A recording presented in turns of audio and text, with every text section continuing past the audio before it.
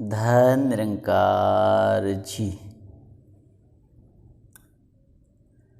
आज इंसान किसी चीज़ से डरे नहीं डरे, पर मौत से जरूर डरता है।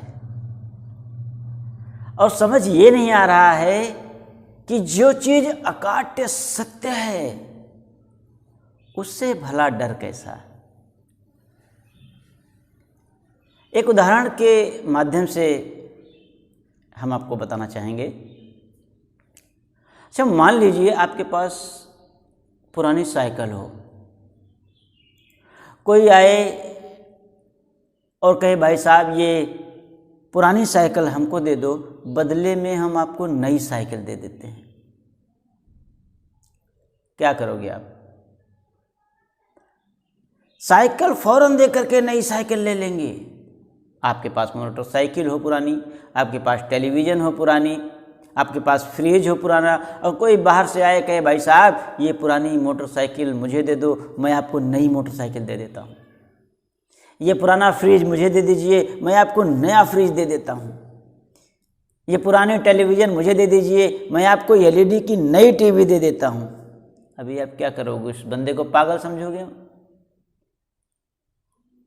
हम टेलीविज़न दे देंगे, फ्रिज दे देंगे, मोटरसाइकिल दे देंगे, साइकिल दे देंगे। क्यों? क्योंकि बदले में हमको नया मिल रहा है, बिल्कुल न्यू मिल रहा है।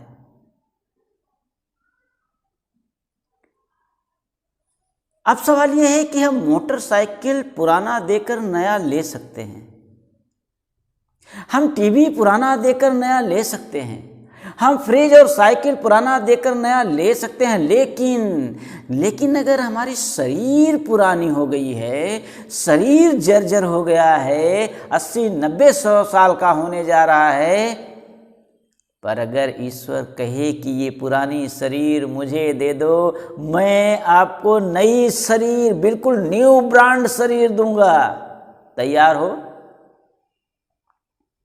नहीं देना? जी हाँ, नहीं देना। क्यों?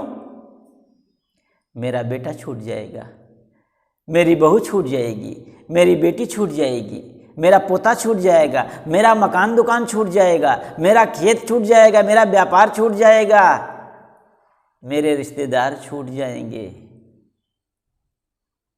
जी हाँ, इंसान माया मोह ममता में इतना लिप्त है, इतना बंधा हुआ है कि वो पुरानी वस्तुओं को देकर नई वस्तुएं प्राप्त करना चाह रहा है। लेकिन पुराना शरीर चाहे जितना पुराना हो जाए, पर इसको छोड़ करके, इसको दे करके नया शरीर नहीं लेना चाहता है। जबकि अकाट्य सत्य है, आप दोगे तो भी छूट जाएगा, नहीं दोगे तो भी समय आने तक छूट जाएगा।